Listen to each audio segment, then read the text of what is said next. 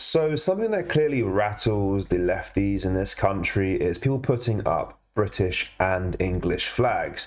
And bear in mind, it is World Cup season right now, so we are seeing more English flags across the country because, of course, the majority of the country are patriotic and we want to support our national team. But there's a debate happening on TV today between some woke nutjob who claims that, people raising English flags is unnecessary. But when the woman questions his argument and essentially uses the same argument when it comes to the Palestine flags and the LGBTQ flags, his whole argument seems to fall apart. So without further ado, let's have a watch of this clip. As always, make sure you like and subscribe. Oxfordshire County Council has filed an injunction with the High Court. It wants to ban people from hanging flags on lampposts. The council says it's not about national pride or unity, but unlawful behaviour which causes fear and division. The group known as Raise the Colours has hung St George's Cross and Union flags across the country over the past year. Marvin, are they offensive? They're not offensive, they are divisive. Divisive. And in a strange way, I find it bizarre that they are divisive because I grew up with VE Day celebrations, the Queen's birthday, jubilees, all these different things, and I felt like I was a part of it. As I get older, I have less attachment to the flag. But there is it's a health and safety issue. My personal attachment to it almost doesn't matter, as people have told me on the internet plenty of times. But it doesn't really matter. It's more just the people doing it. I think one of the gentlemen doing it has actually passed away by putting one of the flags up. There's been another one. He fell off it and hit his head. Yes, which is incredibly sad. And then there was another incident where a conflict happened because people couldn't understand if they were pulling them down or not. I just feel like it creates more problems than it is. If you want them to go up, lobby your council, tell them that it means a lot to you and put them up properly. There's a little bit of a similar story in Scotland. Midlothian council bosses have banned staff, including teachers, from wearing Scotland tops or flying saltires. Obviously, that's the Scottish cross flag there. It says football paraphernalia can cause unintended offence, and there have been complaints. So the Scottish one is football related. The Oxfordshire County Council one isn't, is it, Dawn? It's this ongoing thing where they're trying to get some legal clarity. The timing of this is ridiculous. Yes, it's We've bad. got a World Cup which hopefully will unite the country, especially if England carry on playing as they played last night. And God, do we need a feel-good factor in this country? We really do need it. The thing with the England flag, it is the flag of this country. No one should be ashamed or intimidated by the flag of the country they're in. They really shouldn't.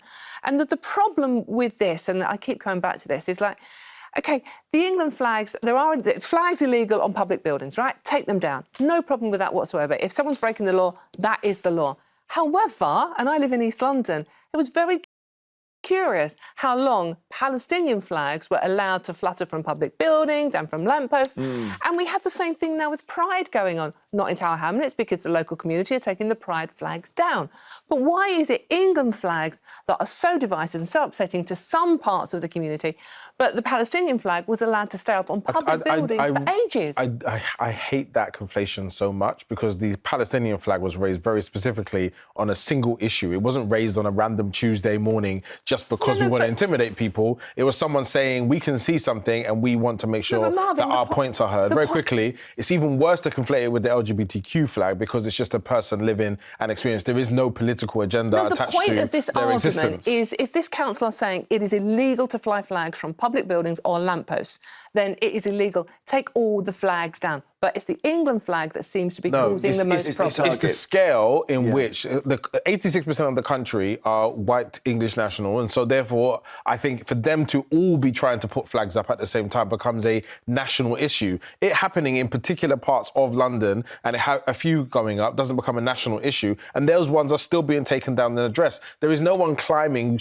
like dangerous environments putting up the Pride flag. That's just not happening. Yes, there are, and there are with the Palestinian flag. I witnessed it. I do think it's really important that if you are a lover of the flag, being really thoughtful about what does the flag mean and ensuring that that's protected is another thing that doesn't seem to happen enough. Why should you have to think about it? Well, you should, because if it's being misused and it's being used... If you lived in Haiti, you'd wave the Haiti flag around. You wouldn't be thinking about it. If it's being used for xenophobia and nobody challenges that xenophobia and then wonders why people don't want it around or it's conflated. A really good example was yesterday watching the England game. There was only 3 England kits on in that room.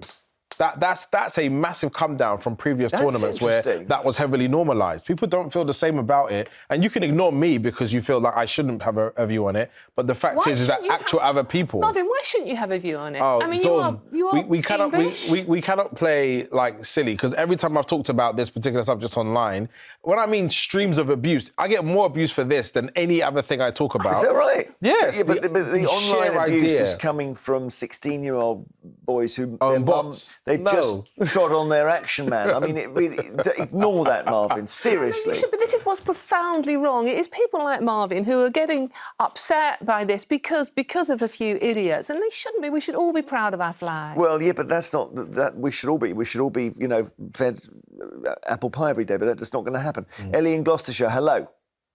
Hello. How are you? I'm fine, thank you. Yeah. Oh, what do you think of this one? Well, I just think it's quite important that we just normalise the use of the English flag or the Union Jack, whichever, but particularly the English flag, because it's considered divisive just because it is used, has been associated with far-right activists who may be xenophobic. And I think the only way to get it away from that is to have it around, and particularly at a time like this when our national team is taking on an important event. That's the complicating feature. But do you think then the answer to Oxfordshire Council is let us have an England flag on every single lamppost, let's have it on the side of every bus, let's have it on the front of every house? That might be a bit excessive, but no, but at least then it's not a far-right prominent thing. It's just something that's everywhere. Yeah, it should be everywhere. I mean, I have relatives who live in the Republic of Ireland, and I visit quite frequently, and it's everywhere there on all sorts of things. Their flag is, yeah. I'd be surprised if ours was, yeah. And if ours was more widespread and just every day, people couldn't associate it. Well, maybe that's right. With right-wing. Maybe that is right, Marvin. We all wear an England T-shirt, then it's game over for the far right. Well, let's do it. But then what I will say is that there is a community in Acton and another one in Bermondsey who have had the St George's Cross up, and they've had it up permanently for a very long time. But they've also done a bigger parade now, or bigger display for the World Cup. But they've done it with the right values. They've done it and explained what it is, what it's about. They've also allowed other flags to be around it when people are from different countries, including Scotland. That is what I would recognise as a very English experience. But when it's used in other ways and it goes uncontested for a very long period of time, people just don't have affinity to it. Thanks, Ed. Yeah, so it does seem like for him anyway, there is one rule when it comes to English flags and another when it comes to Palestine LGBTQ flags. I will say he's not the most insufferable lefty that I've seen on that TV show when it comes to talking about English flags, but you can still tell he holds a lot of resentment towards that flag.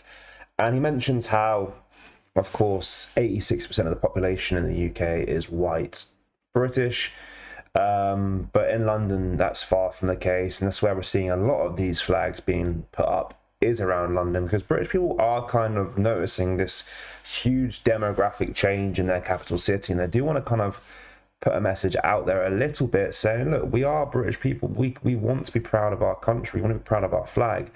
But when you're seeing the mass amounts of people come to this country and the demographic change in real time, where parts of the UK don't even look like the UK anymore, it is quite scary. And now, of course, putting your English flag up, you are labelled a racist, or in this sense as well, far right. So yeah, it is honestly ridiculous. But guys, let me know your thoughts on this. As always, make sure you like, comment and share. Make sure you are subscribed to the channel for more content like this. Thank you. Take care. Goodbye.